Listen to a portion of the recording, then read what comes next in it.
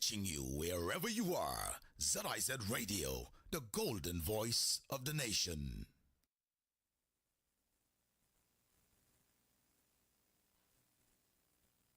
Water is life, life, life, life, life, life. Water is life, life, life, life, life. Do just one thing, just one thing. Every drop count. Make sure you check for leaks around your house every day. Every drop count. When brushing your teeth, don't let the water run away. Come stay the water, the water. Preserve the water right now. Every drop count. Save the water whenever you take in your shower. Every drop count. Make saving the water your business every hour. The water, the water, the water, the water right now. It's up to me and you and you and you and you. The water right now. Do just one thing. Hello, everyone, and welcome to this edition of The Waterline. I'm Jamie Morris, Acting Communications Officer in the Ministry of Public Infrastructure at Al, and with me today from the St. Kitts Water Services Department is the Assistant Water Engineer, Mr. Mikael Isaac. Good to have you back, sir. How are you doing today? Good morning, good morning. Keeping my head above water. No pun intended. Yeah, no pun intended.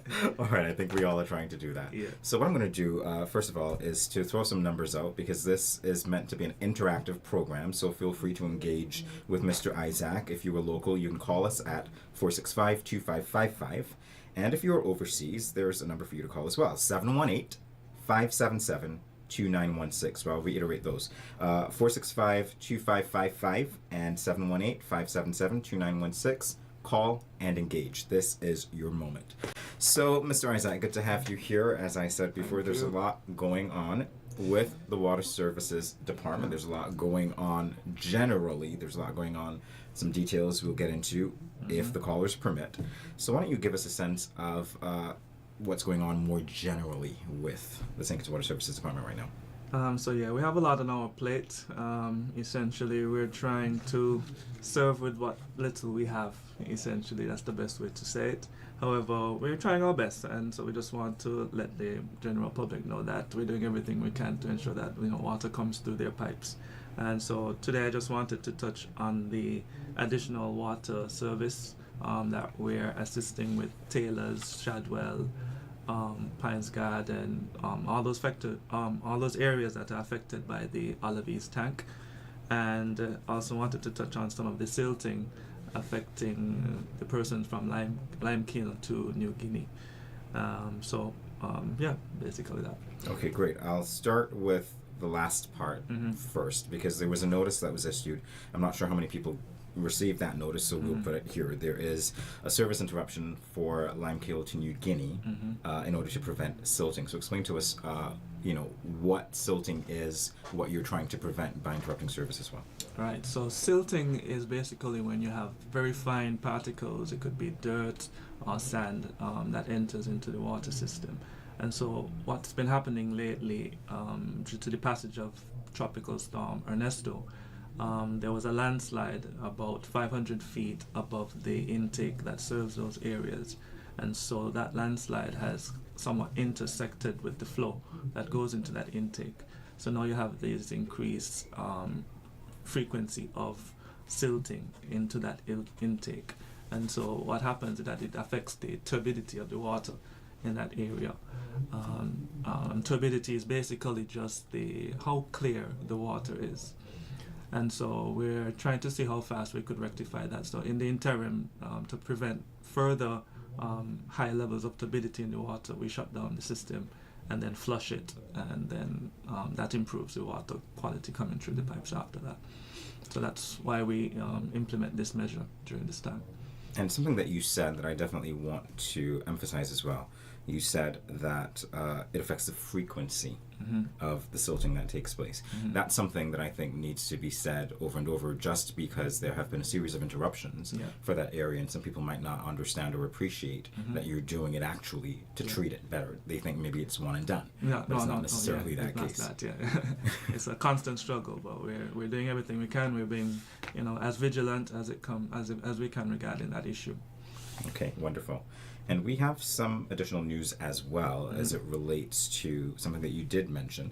Actually, very positive news this time. Again, additional hours of water service. So tell us about the trial that's taking place. We love that. So this week, well, we actually started last week a little bit without any announcement to see how it affects the system.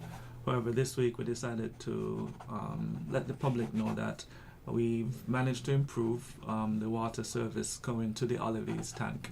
And so we're trying to see how we could balance a morning and afternoon shift with regards to the water service.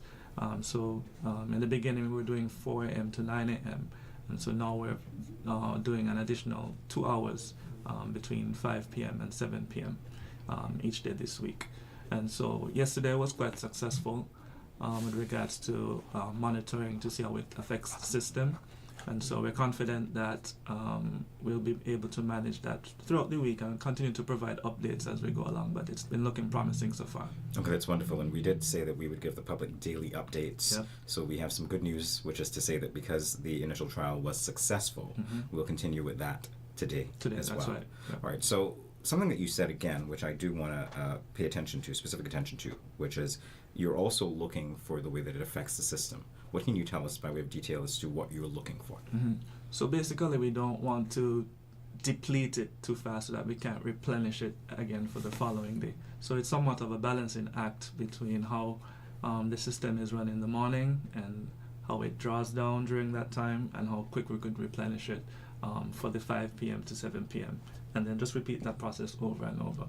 So it's important that the persons in that area, yes, you really need the water, but continue to be conservative and frugal with its use so you could ensure its reliability throughout the week. And I love the way that you said that, because if we are talking about conservation, which is something that, again, the Water Services Department has been drilling over and over again, I'm not sure how many people have been hearing it or accepting it, but really that is true. Now that you've explained the fact that depending on the use earlier in the day, it could also affect whether you can provide service from 5 to 7, which is what you intend to do. Yes, please. Then we understand. So, how yes, so important while the Water conservation is. Services Department is doing everything that we can to ensure this sustainability and reliability of the water service, it's also reliant on the persons as well, each individual. The role of water falls on every one of us. Now, you've been making your rounds in the media along with the Inspector of Pumps, Ian Francis, and you have stressed the fact that this is a trial and you are looking for feedback from the public. Yes. Given your assessment that the initial day of it was successful, have you received any feedback so far? Yes, we did get some feedback yesterday. A lot of positive feedback, actually. They were quite content that once they got home, there was running water, even beyond the 7 p.m. time that we stipulated. So we're quite content, and most of the public seems to be happy as well with the extra hours of service. Okay, so that's wonderful. Good news, everybody. Yes. Good news from the St. Kitts Water Services Department. Mr. Isaac is clapping. I don't know if you can hear him. So we want you to engage with us. If you want to, Mr. Isaac is here for approximately the next 10 to 15 minutes. Feel free to call us in the studio at 465-2555. And if you are overseas, the number to call is 718-577-2916. So those numbers again, 465-2555 and 718-577-2916. So as we continue our discussion, we have, again, I have to say, a really great start to it, because we're talking about additional water service for that area. The trial is specific to those areas, as you said, affected by the Olives tank. Depending on how it goes, is there potentially room for extending water service to other areas? Are you looking at that? Yeah, definitely. We're trying to see how we could extend ours island-wide. So there are numerous piping extension projects that we want to start to look into. And so while we're still focused on the Olives tank, one of the areas for improvement is to connect the Olives tank to the Legree tank as well. So that is currently undergo as we speak. And so that way we could better balance and share resources between those areas as well, and just improve the overall distribution system. Okay, so let's talk about that for a little bit, because I don't know how many people notice, but generally with the water service schedule, some areas are listed there as not having water, but that area between Limekeel and New Guinea doesn't really make that cut. No. So there seems to be some water that you can tap into, which is what you're trying to do. Bring that to all of you so that when the other areas are short, Right. you can then supply service Yes. to them. Yeah, How definitely. extensive is that work? Quite extensive. This involves trenching, installing 6-inch pipes. You know, it's quite an extensive route. It's around just over 1,000 feet. So it's quite a big job. There's a very small crew doing it, but we manage to do what we can with what we have. It's interesting that you mentioned that. I want to talk a little bit about diameters without getting too technical. But you're talking about 6-inch piping. I had the privilege of interviewing your supervisor recently enough, and one of the things that he talked about in relation to Keon and potentially the connectivity to Bastille is the fact that there is, if I'm not mistaken, a 4-inch pipe that would need to be, let's say, the diameter of that would need to be improved. Right. Is that what you were attempting to do with the 6-inch pipe in that area? Yeah, so the 6-inch pipe diameter, you know, allows for a very considerable amount of flow between those two tanks, and so really that's the reasoning behind having that 6-inch line connection between those two tanks. So you have a great flow coming through. Any projections for the timing? I know it's very difficult to say this sometimes because things pop up. Yeah, it's been hard to make promises when it comes to this sector. However, we're looking at maybe next week to have some completion towards that project. Okay, so that project is completed. Does that mean then that, I would say logically, there is, let's say, the inference then would be that water service to the areas under trial Yeah. would be extended? That's the goal. That's Okay. the goal. Of course, we have to do more trials, as you said, before we set it in stone. But the overall goal is really just to improve the system, and we're definitely working towards that. And things have been looking positive. Okay, great. So if you're in that area that Mr. Isaac mentioned, and you know you want to commend the Water Services Department for what they're doing, or you have issues that perhaps we're not aware of, and you want him to be aware of, again, you can feel free to call and engage. There's only a few minutes left, Yeah. so we're encouraging you to do that. 465-2555, 465-2555, and also 718-577-2916. You are listening to The Waterline. You were watching The Waterline. I have to remember that I'm Oh, on yeah, television that's as true, well, that's so that's fine. true. You're doing both things, right? But feel free to engage us because we're here for a limited time. So, again, I just want to emphasize the fact that we actually have some good news this week. Excellent news, yeah. Some good news this week with respect to water service, with respect to the extended hours and what the implications are for potentially extending the service as we move forward. Yeah. But again, with the good comes something that we need to balance it with, which is conservation. Conservation, So yeah. the responsibility, as much as the Water Services Department is working to ensure that you have water, it's all of our jobs to ensure that we keep the supply as steady as we can, given the challenges that we are facing. And we've right. talked about those challenges before in relation to the rain. One of the things that I've seen a lot on the Water Services Department's pages, and pages related to that, not necessarily official pages, but pages where people discuss water service issues, is that they seem to not understand that when it rains a lot, it doesn't necessarily mean that we have an abundant supply of water. And I want to touch on two things.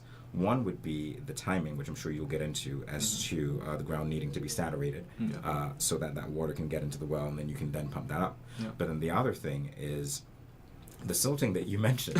When you have the rain, it can Yeah, present additional yeah, problems. so- So can you tell us about those? Yeah, so while we're very happy for the rainfall, it infiltrates and helps replenish our aquifers, and so that's one of the things that we're also trying to educate the public about, because a lot of persons talk about lack of storage, but we have the biggest storage underground. We rely on about 70% of our water supplies from the ground, and so it's important that it is replenished as fast as it can. But one of the hindrances of that is of course the changing climate. It's getting hotter and hotter, so of course when rain falls sometimes in the day you see how hot it gets, and so that evaporates quickly before it goes back down into the ground. So that's also an issue that we have to be mindful of and try to balance as well. And so that not only affects the groundwater, but of course the surface water as well. And so with climate change as well, although we do have rainfall, it is infrequent but high intensity. And so, although the rainfall accumulation data for a month may look high or look within normal range, when you actually look at how the graph is, you would just see one big spike, and then other days are just like zero and minimal and just trace amount. So you could have skewed results with regards to that kind of information sometimes. So that's also something that we try to monitor as closely as we can as well. Definitely. So, I mean, as I said before, I see people writing, we have had a lot of rain. Why don't we get the water? What are they talking about? They don't seem to understand. Things take time as well. As you were talking, I do remember when I was much younger, I'm still younger, but when I was much younger, jury's out on that. When I was much younger, I had the opportunity to visit St. Thomas, and I thought, you know what, this is a different way of life. I thought we're very privileged in St. Kitts because we have a lot of rain, we have a lot of water, and I could never envision the times that we're in now, basically, where we're without it. I remember the people that I was staying with, when it rained, they literally took a pail, and they were on, I think, the second floor of a building, and they went outside to capture that water. And I suspect that, to some degree, a lot of us might be forced to do that. I mean, although that might look primitive, it is quite, an advanced thing. We really should be looking more into water harvesting, each and every one of us, not just simply relying on the groundwater and the surface well. So we have many taps. We have the groundwater, we have surface water, we have that rainwater that we should definitely tap into. And very soon we'll have the desalination water as well. Definitely. So a lot of work has been going on that front, and that is absolutely right, as you said, another source. We've talked time and time again about the potential for drilling more wells here on the island, so we're looking to that as well. But again, I do need to underscore the importance of public participation in the process, because it is a partnership. It's a partnership between the Ministry of Public Infrastructure, St. Kitts Water Services Department, and the individuals. So it seems as though we have a caller. Good day, caller. You are live. Go ahead, please. Yeah, a pleasant good morning. Morning, sir. My question, sometime like in the night or on the weekend, you will be walking and you see like water coming from maybe a bus pipe and so on. How you go about in reporting that? Thank you. What number you should call? That's what I really meant. During the night or Sunday morning and so on, because Sunday I was walking along Navy Street and I saw a bus pipe there just below the airport school, and I don't know what number to call to report something like that. Thank you very much, caller. All right. Yes, so water is 24/7 in some instances for the time being. So you can contact us at 662-4307. That's the emergency contact number, and you could get them 24/7. You see me with my phone. I was actually going to check for that. I'm glad that you have that information. I have that information. Awesome. So again, that's 662-4307. So we rely on everyone to send in the reports. The water department isn't as omnipresent as we would like, and so we're relying on you to send us these reports so we can work on them as soon as we can. And believe it or not, there has been, let's say, a growth in the responsiveness of the community in terms of reporting, because even on the Facebook page, you can see that they're telling you, in Sandy Point, in this area, I've reported this perhaps a few times, please come and check it out again. Or you get those pictures occasionally where you see that there are leaks. And I love the fact that there is buy-in from the community, because they understand the importance of water conservation and their roles in conserving water as well. Yes, I appreciate that everyone is super sensitive when they see, a burst pipe, and they don't just pass it straight. Send in that report as soon as they can so we can fix it immediately. Every drop counts, as we say. As we say, every drop counts, and water is like, hey, without it, your life gets harder. And we know that. We've experienced the significant drought because of climate change. What you said, when it rains, doesn't always mean that we have a steady supply, as you have established. And so, again, the participation from the public is definitely what we need. We are almost out of time, so if you have a question or comment for Mr. Isaac, feel free to call us again, 465-2555, 718-577-2916. Again, 465-2555, or 718-577-2916. In our last few moments, provided that there is not a caller who takes me up on my offer to engage you, let's again highlight the positive that we're going into the week with? Yeah, so this week we have improved the water service schedule with regards to areas such as Taylor's, Buckley's, College Housing, all those areas that have been affected by the operational issue of the Olives tank. And so in addition to the 4 a.m. to 9 a.m. Water service schedule, we now have a 5 p.m. to 7 p.m. Water service trial this week as we investigate how this additional water affects the system and hopefully could be sustained moving forward as we try to improve the water infrastructure in that area. We're also doing some deep investigations into the silting issue affecting Lime Kiln and Tuna Guinea. And so that is an active investigation that's going on to see how we can improve the turbidity in those areas. Additionally, the Water Services Department has been trying to finalize some contracts and projects with regarding to more groundwater exploration. We're having a water supply issue, and so it's not a storage issue, there's just not enough water. And so we're exploring more groundwater explorations for the island. And we're also embarking upon our desalination projects. The Canada Estate desal plant is near completion and hopefully should be commissioned by end of October, hopefully, once things go well. And so construction has also started for the 2 million gallon per day plant at Bastia. And so that will definitely bring some great relief, definitely for the island in the next few coming months. And so definitely, it's an all hands on deck approach. We hope to see more of an integrated water resource management method moving forward that could involve Ministry of Environment, Maritime, Agriculture, Planning. So there definitely needs to be an improvement with regards to the marriage of these ministries to ensure that we have a proper, reliable, resilient water resource. Final word, Mr. Mikhail Isaac, Assistant Water Engineer That was a mouthful. Yeah. of the St. Kitts Water Services Department. I am Jamie Morris, Acting Communications Officer in the Ministry of Public Infrastructure, Energy, Utilities, and Domestic Transport, saying thank you for watching. See you next time. Thanks. Water is life, life, life, life, life, life. Water is life, life, life, life, life. Do just one thing, just one thing. Every drop comes the water, your business every hour.